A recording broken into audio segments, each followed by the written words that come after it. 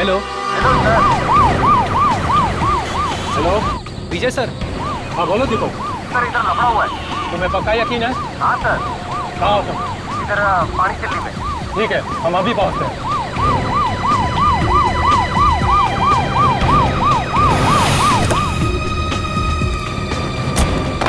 Sir कहाँ है गाड़ी? सर जा पकड़ो उसे। इंस्पेक्टर विजय, क्या हो रहा है यहाँ पे? आप प्लीज यहाँ से चले जाइए। नहीं, मैं नहीं जा सकता, मुझे उससे काम है।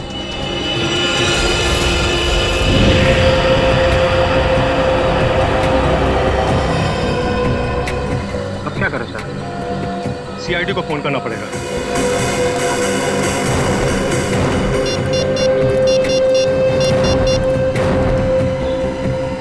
हेलो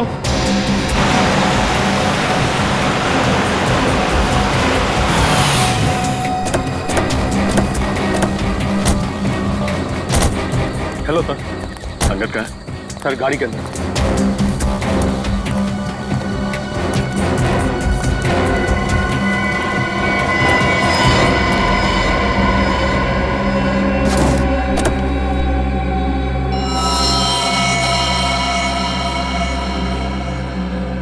एक ही बार में गले की नस काट दी है। लगता है सर मरे हुए काफी समय हो गया। देखो गाड़ी में और क्या क्या मिलता है।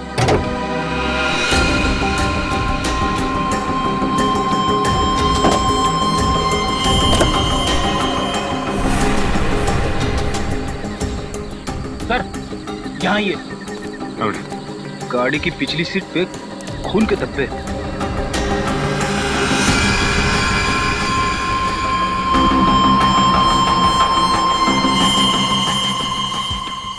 सर अंगद की लाश तो ड्राइवर सीट पर है, फिर गाड़ी के पीछे वाली सीट पर खून के धब्बे कैसे हैं?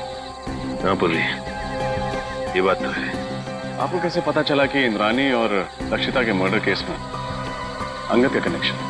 दरअसल बात यह है सर कि 10 सितंबर की रात को मैंने इस आदमी को डॉक्टर सलूंके के साथ देखा। तभी जिंदा था। वो 10 सितंबर की रात हम जेल से फरार दो कैदी टीपू और जग्गू का पीछा करते हुए वार्ड वो हम पर लगातार फायर कर रहे थे। वहाँ पार्क की हुई एक गाड़ी के पीछे से भागते हुए वो जंगल में छिप गए। जब मैं उस गाड़ी के पास पहुंचा तो डॉक्टर सालुंके को उस गाड़ी से निकलते देख मैं आश्चर्यचकित रह गया। इंस्पेक्टर विजय, क्या हो रहा है यहाँ पे? सर हम कुछ क्रिमिनल्स का पीछा कर रहे हैं। आपकी जान को भी खतरा हो सकता है। आप प्लीज यहाँ से चले जाइए। नहीं, मैं नहीं जा सकता, मुझे उससे काम है। सर मैंने कहा ना, आपकी जान को भी खतरा हो सकता है। प्लीज आप चले जाइए और उन्हें भी अपने साथ ले जाइए।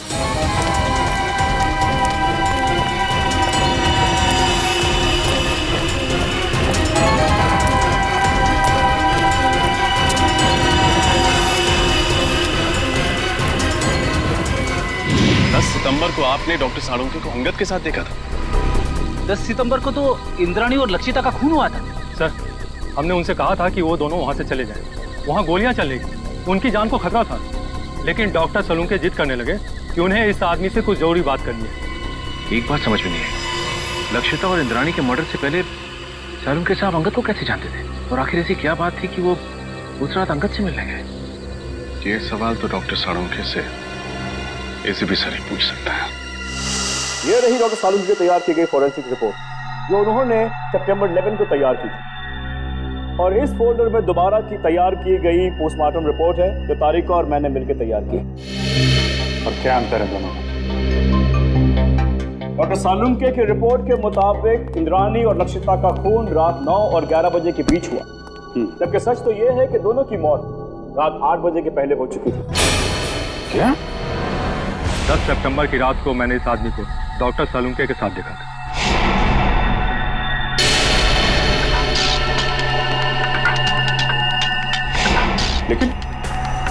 लेकिन डॉक्टर सालुंके ऐसी गलती कैसे कर सकते हैं?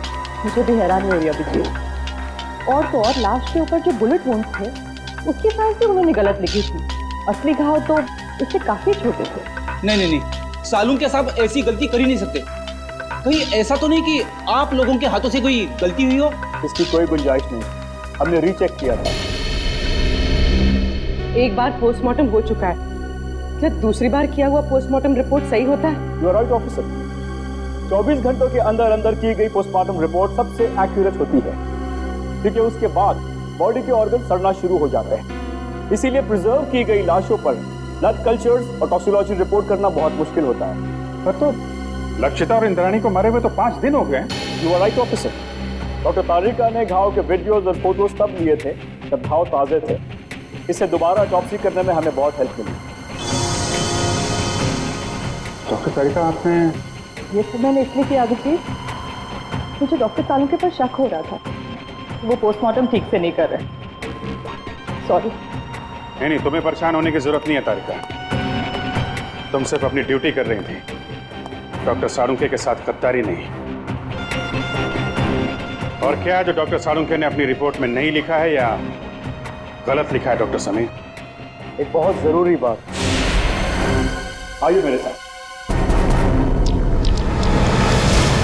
डॉक्टर सालुंके की रिपोर्ट के मुताबिक लक्षिता पर करीब करीब 10 फीट की दूरी से गोली चलाई गई थी और इंद्राणी पर करीब 8 फीट की दूरी से। हाँ सर, जहाँ से खूनियों ने गोली चलाई थी वहाँ से 8 से 10 फीट का डिफरेंस था। लेकिन घाव के टिश्यू कल्चर से हमें ये पता चला है कि खूनी ने लगभग 20 से 25 फीट की दूरी से गोली चलाई थी, और खून पिस्टल से नहीं बल्कि स्नाइपर राइफल से हुआ था। स्नाइपर राइफल से? सर, कोई घर में स्नाइपर राइफल यूज क्यों करेगा? और वैसे भी विशाल, शौनक और राहुल ने कहा था कि उन्होंने पिस्टल इस्तेमाल की थी और सर्चिंग के टाइम हमें कोई राइफल मिली भी नहीं थी। और डॉक्टर तारिका, फार्म हाउस से हमें ये 9mm बुलेट्स मिले, किसी राइफल के बुलेट्स नहीं।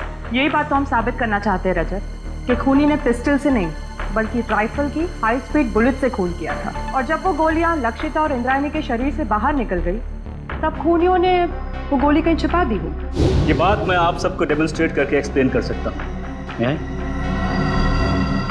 ये स्कल ए है, इस पर हमने ठीक उसी साइज का छेद किया है जो लक्षिता के सर पे, और स्कल बी और स्कल सी बिल्कुल सही सलामत है। मैं अभी आप लोगों के सामने स्कल बी पर .22 पिस्टल से 10 फीट की दूरी से फायर करूंगा, और स्कल सी पर स्नाइपर राइफल से तकरीबन 20 फीट की दूरी से फायर करूंगा। तो जाहिर सी बात है कि दोनों बुलेट से अलग अलग किस्म के घाव होंगे। तो जो घाव लक्षिता के सर के घाव से यानी स्कल ए के घाव से मैच करेगा, वो घाव मर्डर वेपन से किया गया होगा। राइट। गुड।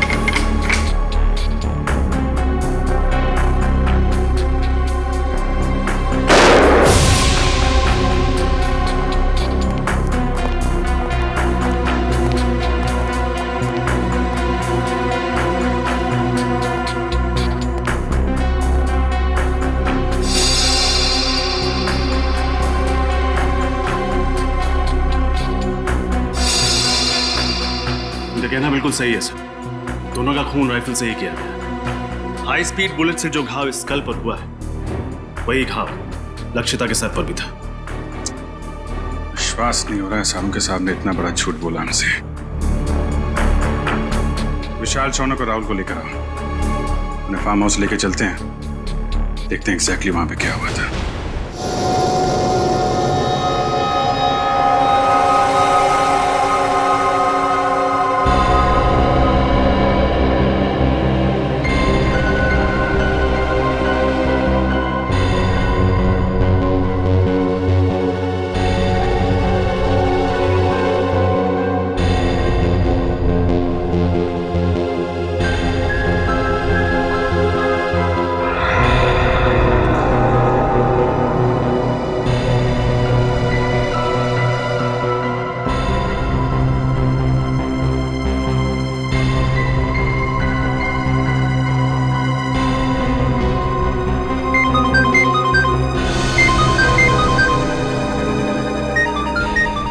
ये मेरा फोन है, मुझे लेने दो। डॉक्टर सालुंके, आप शांत हो जाइए। अगर आप इतना चिल्लाएंगे तो आपका बीपी हाई हो जाएगा। Private number? हेलो जी, 1 मिनट। आपके लिए फोन। Thank you. हेलो, कहाँ हो तुम? मैं दोपहर से तुम्हारा इंतजार कर रहा हूँ, फोन क्यों नहीं किया? देखो, हाँ मुझे याद है सब कुछ, दोहराने की जरूरत नहीं है। आ रहा हूं मैं वहां पर। क्या तुम्हारा दिमाग खराब हो गया? देखो, जो कुछ करना है मेरे साथ करना, उसे कुछ भी नहीं होना चाहिए। हाँ ठीक है, आ रहा हूं मैं।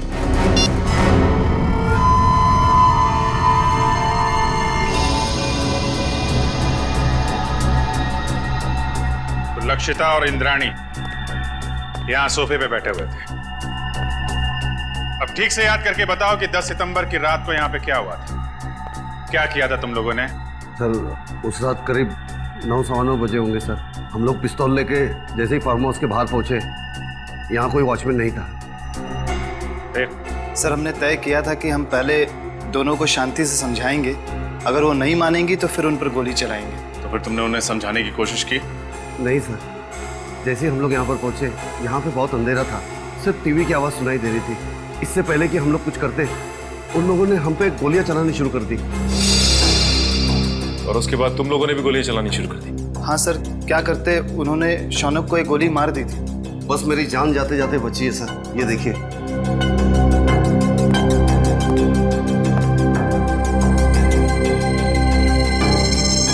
जब तुम्हें ये गोली लगी तो तुम कहाँ खड़े थे? यहाँ सर,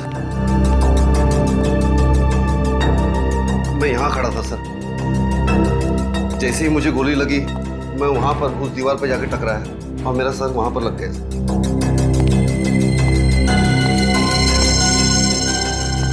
यहाँ पे गोली लगी तो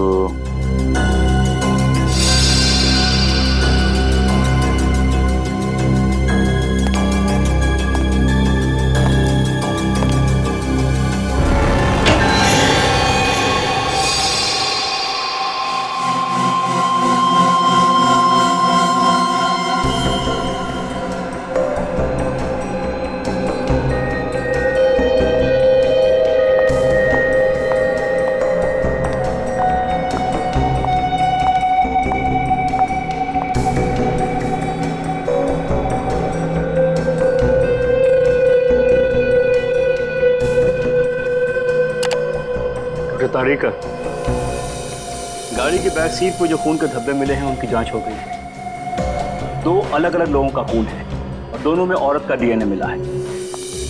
हैव अ लुक। दोनों औरतों की उम्र 45 से ज्यादा नहीं होगी। डॉक्टर समीर, क्या आपको पूरा यकीन है कि इसमें और कोई तीसरे आदमी का डीएनए सैंपल नहीं है? दूसरी बार डीएनए जांच में कोई गलती नहीं होनी चाहिए। I am very sure doctor, मेरा टेस्ट गलत नहीं हो सकता है। ओके। अच्छा, आपने अभी कहा कि दोनों औरतों की उम्र लगभग 45 साल है, राइट? या 45। तो कहीं ये डीएनए इंद्राणी और लक्षिता का तो नहीं? उन दोनों की उम्र भी लगभग 45 साल ही थी। हो सकता है, क्वाइट पॉसिबल। लेकिन ये कंफर्म करने के लिए उन दोनों औरतों के डीएनए से इस खून के डीएनए को मैच करना होगा। इन तीनों की बातों से और डॉक्टर समीर और तारिका की फॉरेंसिक रिपोर्ट से साफ साफ पता चलता है, यहाँ पे सारा चक्रव्यूह जानबूझ के रचा गया है। Yes sir. अगर ये तीनों दरवाजे से ही गोली चला के भाग गए, तो फिर शौनक का खून लक्षिता के शरीर के पास कैसे मिला? और सर, अगर दोनों यहाँ बैठी थी तो हमें इंद्राणी की लाश यहाँ नीचे कैसे मिली? हो सकता है गोली लगने के बाद वो वहां से उठ के भागी और यहाँ पे गिर पड़ी। और इस दीवार पे गोलियां कहां से चलाई गई? और तो और इन तीनों लोगों की उंगलियों के निशान इस घर में कहां से आए? अंगद, ये सारी कारीगरी उस अंगद की है। उसी ने इन तीनों की उंगलियों के निशान और ब्लड सैंपल यहाँ पे प्लांट किए हैं। और सर, अगर इंद्राणी और लक्षिता ने गोलियां चलाई होती तो हमें गन्स भी मिलती। गन्स तो हमें मिली नहीं है। करेक्ट। और सबसे बड़ी बात यह है कि गोली अगर दरवाजे की तरफ से चलती तो घाव सर के पीछे की तरफ होता है, सामने या साइड में नहीं। अब तो साफ हो गया है, डॉक्टर सालुंखे ने जानबूझ के गलत रिपोर्ट बनाई है ताकि हम इन तीनों पे शक करें। मगर सर, डॉक्टर सालुंखे ऐसा करेंगे क्यों? अब ये बात तो डॉक्टर सालुंखे ही बता सकते हैं, और डॉक्टर साहब गायब हैं। समझ में नहीं आता ये सालुंखे अजीब हरकतें क्यों कर रहा है। सर, अंगद के गाड़ी के बैक सीट पे जो खून मिला था उसके डीएनए टेस्ट से साबित होता है कि वो खून लक्षिता और इंद्रानी का था। और डॉक्टर सालुंके उस दिन अंगद के साथ ही थे। सालुंके से बहुत सारे सवाल पूछने हैं, बहुत सारे सवाल हैं। फोन लगा रहा हूँ लेकिन फोन लग नहीं रहा है उसका। सर डॉक्टर सालुंके तो अपना फोन 24 घंटे ऑन रखते हैं और उनकी आदत है कि वो तुरंत फोन रिसीव करते हैं। लेकिन सर, जब हम उनके घर उस दिन गए थे तो उन्हें पता भी नहीं था कि उनका फोन है कहाँ। हेलो, पता लग गया अंगद और सालुंके साहब ने सबसे ज्यादा फोन किस नंबर पे किए थे? हाँ, मैं नोट करता हूँ। पूर्वी, फोन दो। हाँ, बोलिए। Okay, thank you sir. Salunke साहब ने 10 सितंबर को अंगद के साथ 15 बार फोन पे बात की थी और हर बार उनकी फोन का लोकेशन वाड़ी और पनवेल के बीच था। अंगद को 15 बार फोन किया है और वाड़ी और पनवेल के बीच में? सर, ये अंगद किसी प्राइवेट नंबर से फोन पे बात कर रहा था, इसीलिए उसका मोबाइल फोन ट्रेस नहीं हो पाया। और 15 सितंबर को रात 9 बजे सालुंके साहब का मोबाइल शादीन मॉल के पास ट्रेस किया गया है। शादीन मॉल? सर, डॉक्टर तारिका से मिलने के बाद अभिजीत और मैं वहाँ डिनर के लिए गए थे और इसी मॉल के पार्किंग लॉट में सर मुझे गाड़ी के विंडशील्ड पे चॉकलेट के पेपर पे लिखा हुआ वो सुराग मिला था। और उसी सुराग के जरिए हम लोग होटल रेड सेंट्रल के कमरा नंबर 111 तक पहुंचे। सर, इसका मतलब डॉक्टर सालुंके ने आपकी गाड़ी पर वो सुराग हमारे लिए छोड़ा था। सर, मतलब डॉक्टर सालुंके हमारी मदद करना चाहते हैं। पहले ये सालुंके काम बिगाड़ता है और फिर सुधारने के लिए हमारी मदद भी कर रहा है। वाह! सालुंके को तो सच्चाई बतानी ही पड़ेगी। सच्चाई बतानी पड़ेगी सालुंके को।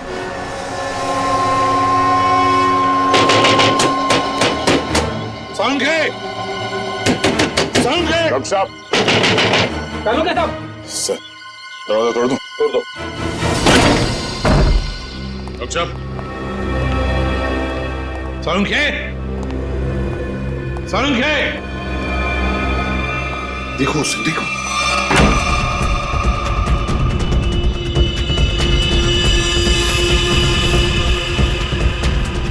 अबे पकिया, उठ, सीआईडी वाले आगे।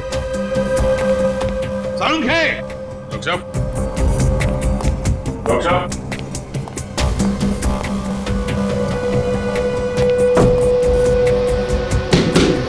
सालुंके साहब!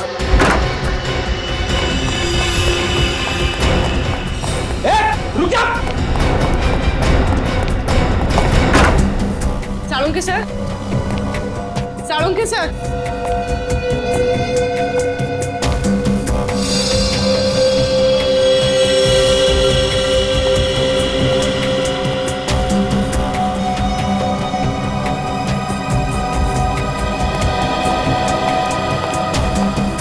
सालुंके गायब है ना? क्या शक था मुझे यही होगा। सर? ये क्या है?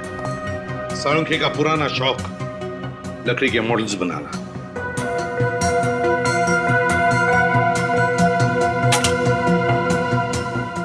डॉक्टर साहब का मोबाइल सर है? मोबाइल छोड़कर गया वो? ऑफ है।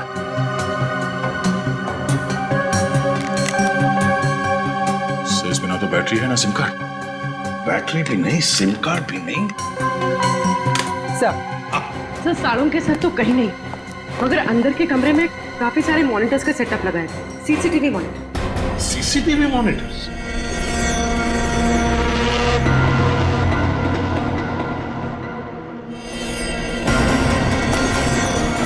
रुक जाओ, वरना गोली मार दूंगा।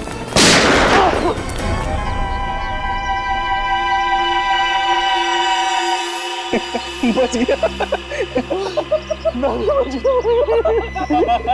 बच गया, लेकिन अब नहीं बचोगे बच्चू।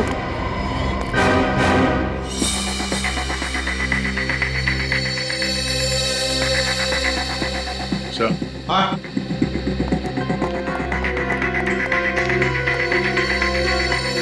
ये देखिए सर, खुफिया कैमरा। लगता है कोई डॉक्टर सालुंके के ऊपर नजर रखे हुए था। सर, और ये मोनिका भी कहीं दिखाई नहीं दे रही। सर, मुझे लगता है सालुंके सर को ये कहीं लेकर गई होगी सर। ये दोनों बताएंगे सर। हमें कुछ नहीं मालूम साहब। क्या जानते हो डॉक्टर? साहब कुछ नहीं जानते सर। कुछ नहीं जानते? कुछ नहीं जानते साहब हम तो सिर्फ घर की देखभाल करते हैं साहब। डॉक्टर साळुंके और मैडम मोनिका के जाने के बाद घर में कोई ना देख पाए सर। डॉक्टर साळुंके कहाँ है? हमें कुछ नहीं मालूम सर। तो छोटे मोटे टपोरी है सर। हमें कहा गया था इस घर पे नजर रख के, और जब भी कोई इधर ताक झाक करे तो हमें खबर कर दे। तुमने अभी तक ये नहीं बताया कि डॉक्टर साळुंके और मोनिका कहाँ है? बताओ। कैसे बताए सर? हमें खुद को नहीं पता। हमें तो इतना पता है कि जब तक राहुल, शौनक और विशाल को अदालत सजा नहीं दे देती तब तक डॉक्टर साळुंके को अपने कब्जे में रखने का है। सर हमने आपको सब कुछ बता दिया है सर, अपना जुर्म भी कबूल कर लिया है सर। और सर ये भी बता दिया है कि हमने लक्षिता और इंद्राणी का खून कैसे किया, फिर हमें यहाँ क्यों बिठा के रखा है? ये बताने के लिए कि इंद्राणी और लक्षिता का खून तुम लोगों ने नहीं किया। क्या? पर सर हमने तो सर अपने हाथों से लक्षिता और इंद्राणी पे गोली चलाई थी सर। हाँ, लेकिन वो दोनों पहले से ही मर चुकी थी। क्या? वो दोनों मर चुके थे? हाँ, मैं समझाता हूं। तुम तीनों ने गोलियां जरूर चलाई थी इंद्राणी और लक्षिता पर उनकी मौत जिन गोलियों से हुई वो गोलियां तुम लोगों ने नहीं चलाई। तो फिर वो गोलियां किसने चलाई? उस खूनी ने चलाई थी गोलियां जो तुम्हें इन दोनों के खून में फंसाना चाहता था। सर अगर हमने खून नहीं किया तो फिर हम जा सकते हैं सर? नहीं, तुम लोगों ने खून नहीं किया, पर खून करने की कोशिश जरूर की है और इसकी सजा तुम्हें जरूर मिलेगी। देखो, अगर तुम तीनों लंबी सजा से बचना चाहते हो तो तुम तीनों को हमारी मदद करनी होगी ताकि असली गुनहगार पकड़ा जा सके। करेंगे सर, आप जो कहेंगे करेंगे। हम लोग तीनों आपकी पूरी मदद करेंगे सर। और एक बात बताओ, क्या तुम लोगों का ऐसा कोई दुश्मन है जिसे फायदा होगा तुम तीनों को फांसी पे चढ़ाकर? सर दुश्मन तो वैसे कई है। हम लोग जिस धंधे में काम करते हैं वहां पर सर दोस्त कम दुश्मन ज्यादा होते हैं। किस किस का नाम ले सर? सर, इन तीनों को फंसाने के लिए खूनी को पहले से मालूम होना चाहिए था कि उस रात ये लोग लक्षिता और इंद्राणी का खून करने जाने वाले हैं। ये बात तो है दया, कोई तो जरूर जानता होगा। एक बात बताओ, कौन जानता था तुम्हारे इस प्लान के बारे में कि तुम उस फार्म हाउस पर जाने वाले हो? नहीं सर, ये बात तो हमने राजी रखी थी। वैसे ये प्लान तुम लोगों ने बनाया कहां पर? हा? सर होटल रेड सेंट्रल में। अंगद के कमरे में? कमरा नंबर 111 में? नहीं, रूम नंबर 111 में नहीं सर, 308 सर। हाँ सर। Room number 308? तो क्या कोई अजनबी आया था तुम्हारे कमरे में 308 में जब तुम लोग बातचीत कर रहे थे? हैं? विशाल, तुझे याद है जब हम लोग उस कमरे में बात कर रहे थे तो वहाँ एक वेटर आया था इंटरकॉम का फोन रिपेयर करने के लिए, और उसने गलती से टेबल पे रखा हुआ खाना गिरा दिया। अरे गलती से नहीं भाई, जानबूझकर गिराया था उसने खाना। और वो उस कमरे के अंदर कपड़ा ढूंढ रहा था खाना पोंछने के लिए ताकि वो टाइम पास कर सके और हमारी बातचीत सुन सके। लेकिन सर हमने उसके सामने तो कोई ऐसी बातचीत की ही नहीं थी। सचिन, ले जाओ इन तीनों को। चलो। आप रेडी? क्या पता चल? सर, हाँ। हमने पूरा फुटेज चेक कर लिया सर। साळुंके साहब के घर पे मोनिका और तारिका के अलावा बाहर का कोई आदमी आया नहीं था। और सर, साळुंके साहब और तारिका के बीच में कुछ बातचीत हुई है। क्या बातचीत हुई है? अब साउंड नहीं है, इसके लिए समझ में नहीं आ रहा। सर, किसी लिप रीडिंग एक्सपर्ट को बुला लेते हैं, शायद कुछ पता चल जाए कि इन दोनों के बीच क्या बातचीत हुई थी। बुला लो किसी लिप रीडिंग एक्सपर्ट को, पता तो चले क्या बात हो रही थी। होटल रेड सेंट्रल, कमरा नंबर 308, वेटर।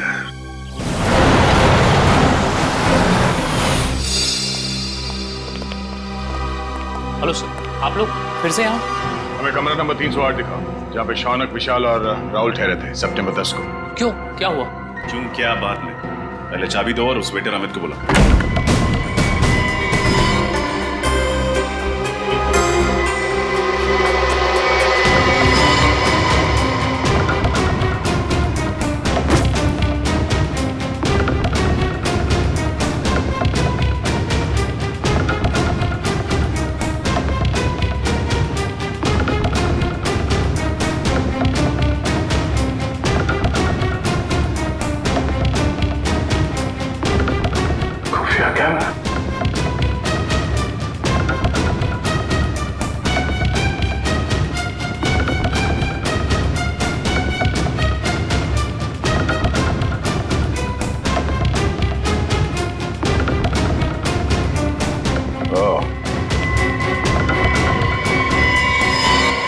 ये देखो, खुफिया कैमरा और ये बग। इन चीजों के जरिए खूनी शौनक और उसके साथियों का प्लान सुन रहा था। सर अमित आ गया। आइए अमित जी, आइए। हाँ, बैठ बैठ इधर। तूने लगा था ना ये कैमरा और ये बग इस कमरे में, हाँ? ताकि तुम विशाल, शौनक और राहुल की बातें सुन सको। क्यों? नहीं सर, मैंने कोई बग नहीं लगाया सर, मैंने कोई बग नहीं लगाया सर। देख सच बोल, वो बग हमें मिल चुका है, समझा? बात यहीं पे बताएगा या कहीं और ले चले तुझे? हाँ सर, हाँ मैंने लगाया था बग सर, मगर मैंने ये अंकल साहब के कहने पे ही किया था साहब, और उन्होंने मुझे 50,000 के बदले में 2 काम करने को कहा था साहब। कौन से 2 काम? सर एक काम तो किसी बहाने इसी कमरे में बग और कैमरा लगाने को कहा था साहब। और दूसरा काम? दूसरा काम लक्षिता और इंद्राणी मैडम को इस होटल के बाहर किसी इलाके में छोड़ने को कहा था साहब। कब की बात है ये 10 सितंबर शाम को 6:45 बजे के आसपास का टाइम था सर। 10 सितंबर। चल अबे वो जगह दिखा जहाँ पे तुमने लक्षिता और इंद्राणी को छोड़ा था। चल चल।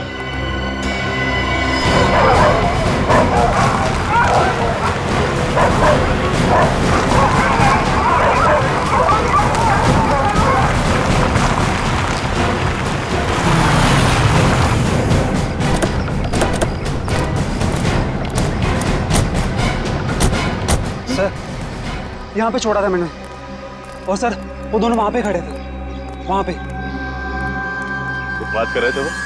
हाँ सर, बहुत ही गुस्से में बात कर रहे थे सर। कह रहे थे कि वो हमें धमकाने की कोशिश कर सकता है, अगर उसने दगाबाजी करने की कोशिश की तो हम भी उसे छोड़ेंगे नहीं। लेकिन सर बाद में होटल में चला गया, उसके बाद क्या कुछ हुआ मेरे को सर पता नहीं। सर इंस्पेक्टर विजय ने डॉक्टर सालुंखे और अंगद की गाड़ी को आखिरी बार यहीं आगे पास में ही देखा, और बाद में गाड़ी की बैक सीट पर उन दोनों औरतों के खून के निशान भी मिले। ऐसी जगह पे राइफल या स्पीड बुलेट का इस्तेमाल किया जा सकता है। खूनी ने राइफल का इस्तेमाल किया है, पिस्टल का नहीं। तो गोली 5 फीट की दूरी से नहीं, काफी दूर से चलाई गई है। एक काम करो, आसपास देखो कोई सबूत मिलता है क्या।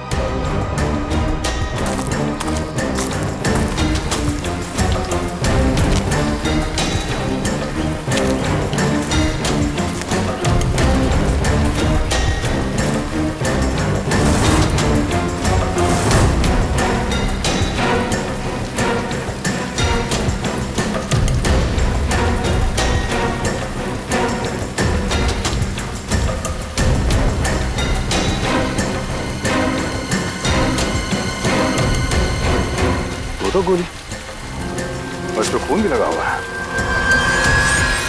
दो गोली एक ही जगह पे कैसे? मतलब जो भी हुआ यहीं आसपास कहीं हुआ है। सर निकल। सर इस झाड़ी में ये सैंडल मिला है सर, इस पे खून लगा हुआ है, लेकिन सर खून सूखा हुआ है सर। खून लगा? हाँ सर।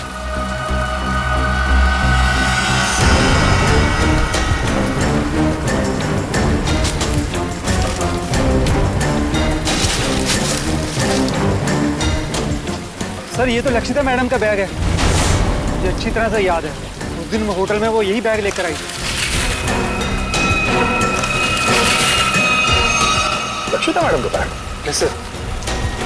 खून लगा हुआ है। इस बैग पे जो उंगलियों के निशान हैं जरूर उस खूनी के होंगे, और वो खूनी भी ज्यादा दूर नहीं गया होगा।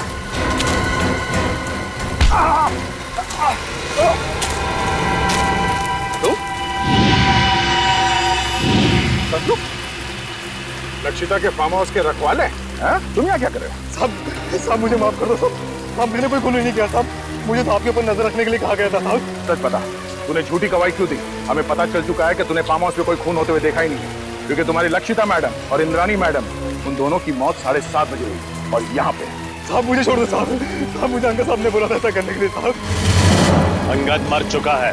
मुझे कोई दूसरा आदमी फोन करके काम करने के लिए कहता था साहब। कौन है वो? मुझे नहीं पता साहब, कौन है वो कभी सामने नहीं आया साहब, वो हमेशा मुझे फोन पे बोलता था सर। मगर अब उससे सामने आना ही होगा। चल चल। मिस्टर मयंक, इस सीसीटीवी फुटेज को गौर से देखिए और हमें बताइए कि ये लोग क्या बोल रहे हैं। इसमें कोई साउंड सुनाई नहीं दे रहा। यही तो मेरा काम है ऑफिसर। मैं उनकी होठों की मूवमेंट से पता लगाऊंगा कि वो क्या बोल रहे थे।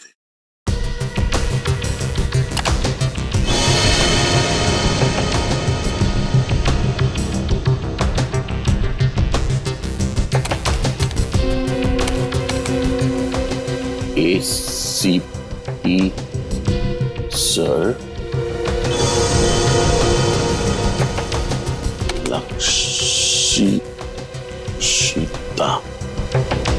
लक्षिता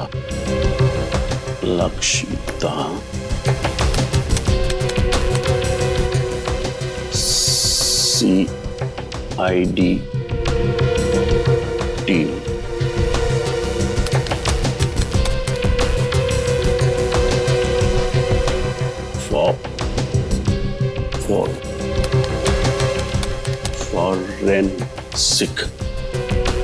फॉरेंसिक।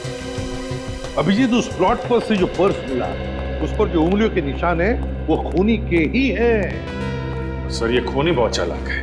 काम होने के बाद अपने आदमियों को भी मार डालता है। अंगद के अलावा किसी और को कुछ मालूम नहीं था उसके बारे में, इसलिए लक्षिता और इंद्राणी को मारने के बाद उसने अंगद का भी खून कर दिया। और इसीलिए अभिजीत, मुझे साळुंखे की चिंता हो रही है। उसकी भी जान को खतरा हो सकता है। समझ में नहीं आता गया कहाँ। हाँ, मैं कुछ मिला क्या? सर, कोशिश कर रहा हूं सर। सर, ये मोनिका मुझे नर्स नहीं एक क्रिमिनल लगती है। जरूर यही साळुंखे साहब को कहीं ले गई होगी। हाँ, और ये तारिका, ये साळुंखे के घर क्यों गई थी उससे मिलने? और ये बात उसने हमें बताई भी नहीं। सर ये देखिए, तो डॉक्टर तारिका डॉक्टर साळुंखे से माफी मांग रही है और कह रही है ACP सर और पूरी CID team Lakshita Indrayani murder case में की गई आपकी फॉरेंसिक जांच पर शक कर रही है। सॉरी सर, ये सब मेरी वजह से हो रहा है।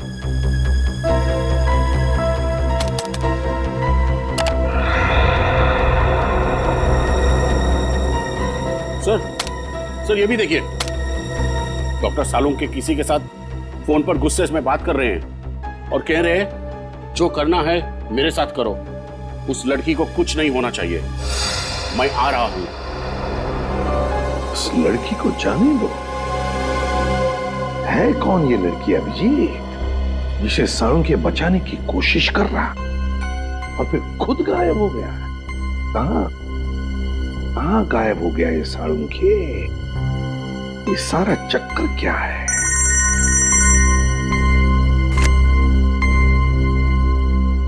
डॉक्टर समीर, ये देखिए सर, ये तो हाई स्पीड बुलेट है। यस सर, और ये .22 कैलिबर की राइफल से फायर की गई थी। लक्षिता और इंद्राणी के शरीर पर जो घाव थे वो इन्हीं बुलेट से हुए थे सर। ओह,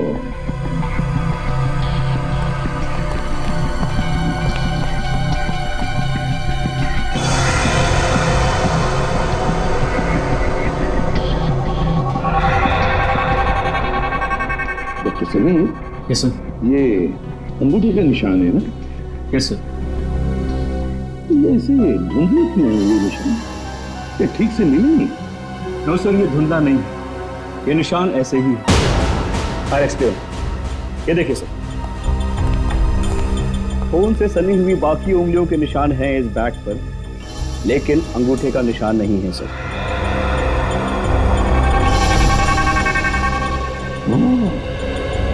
लगता है अभिजीत, ये अंगूठा डैमेज्ड है, जिसकी वजह से रेखाएं मिट गई हैं।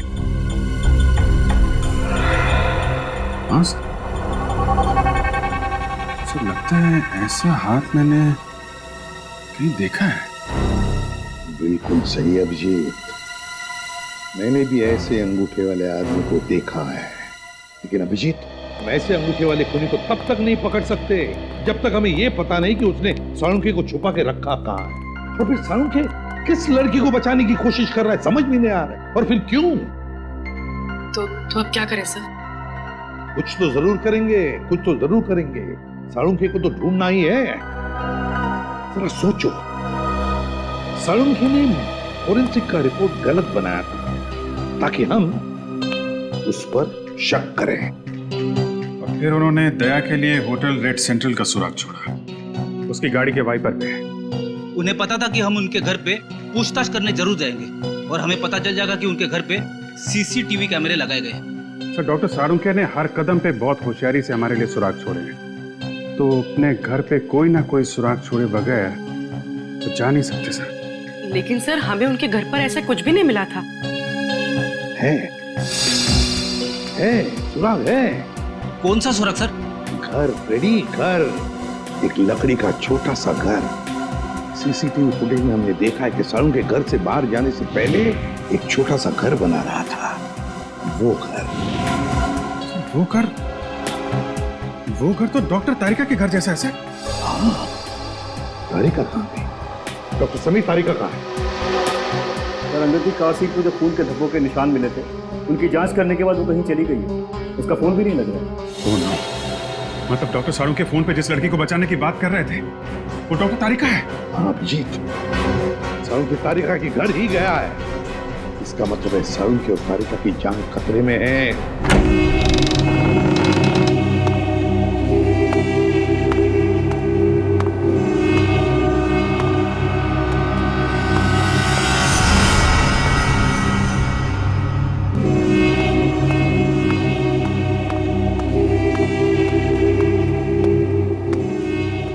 आज तुम दोनों की मौत होगी। आज ये सारा किस्सा ही खत्म होगा। नहीं नहीं नहीं नहीं नहीं डॉक्टर तारिका, ऐसे रोते नहीं। अरे अपने बॉस को देखो, कैसे बैठे हुए, निडर, शांत। बहुत होशियार समझते हो अपने आप को ना, जरूरत से ज्यादा चालाक और चतुर। ऐसे चालाक फॉरेंसिक एक्सपर्ट की मौत भी एक एक्सपर्ट के हाथों होनी चाहिए। वो होगी।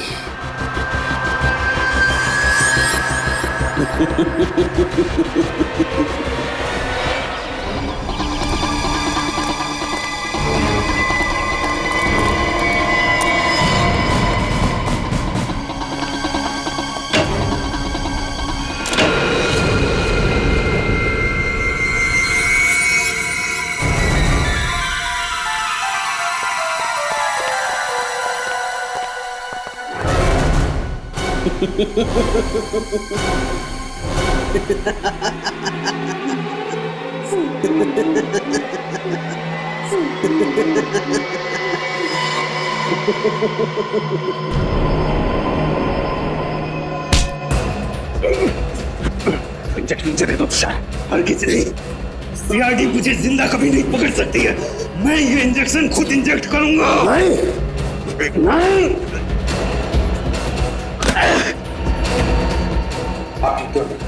तुम ठीक हो डॉक्टर तारिका? बहुत होशियारी दिखा दी तुमने तुषार। बता, तेरी साथी मोनिका कहाँ है? मैंने इसे भी जहर का इंजेक्शन दिया है। साथी तक को नहीं छोड़ा। पंकज, जल्दी से मोनिका के पास जा और उसे हॉस्पिटल पहुंचा। अब तेरा खेल खत्म तुषार।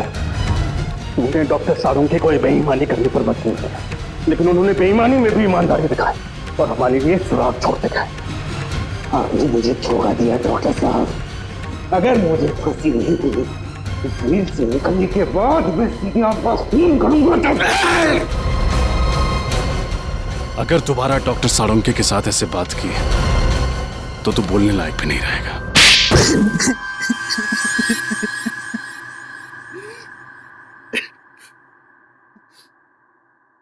कितनी मेहनत से मैंने ये पूरा प्लान तैयार किया था।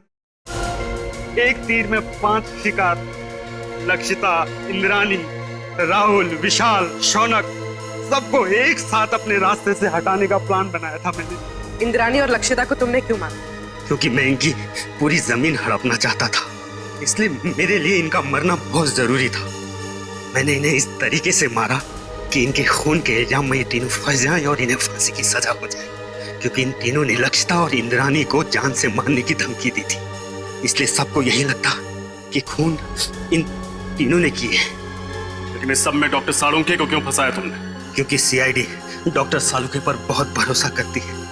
उनकी फॉरेंसिक रिपोर्ट के आधार पर केस की तहकीकात आगे बढ़ाती। यहाँ तक कि अदालत में फॉरेंसिक रिपोर्ट को बहुत महत्व दिया जाता है। इसलिए मैंने डॉक्टर साळुंखे को गलत फॉरेंसिक रिपोर्ट बनाने के लिए मजबूर किया।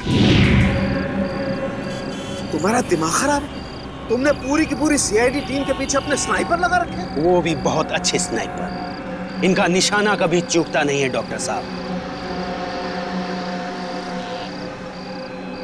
इसलिए मेरे कहे अनुसार अगर आपने इस मर्डर केस में इस फॉरेंसिक रिपोर्ट में बदलाव नहीं किया ना तो क्या? तो मैं आपकी पूरी सीआईडी टीम को एक साथ एक समय मरवा डालूंगा। मेरी मदद करेंगे ना? देखो तुम, आप मेरी मदद करेंगे।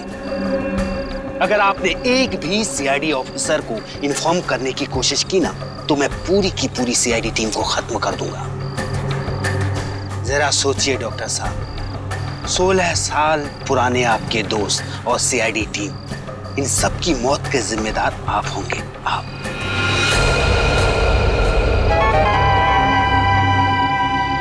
ठीक है, मैं तुम्हारी मदद करूंगा।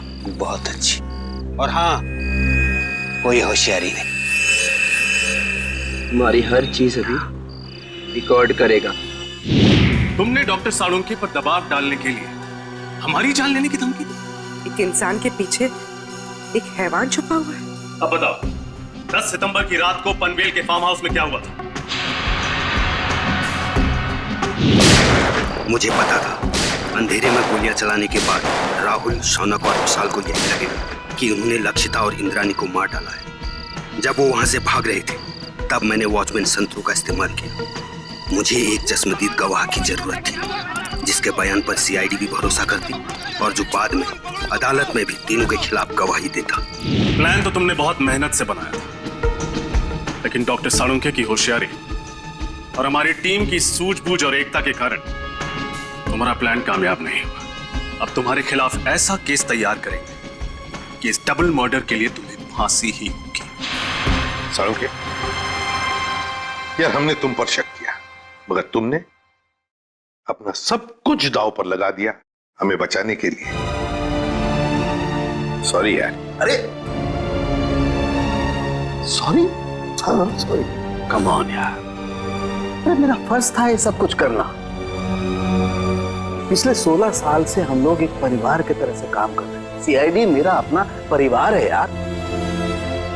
हाँ मैं मानता हूं, एक पल के लिए मुझे कश्मकश थी कि मैं सीआईडी को भी बचाऊं और अपने प्रोफेशन के साथ गद्दारी भी नहीं करूं। ये प्रॉब्लम थी मेरे सामने। लेकिन यार Pradyuman, please don't say sorry यार, प्लीज।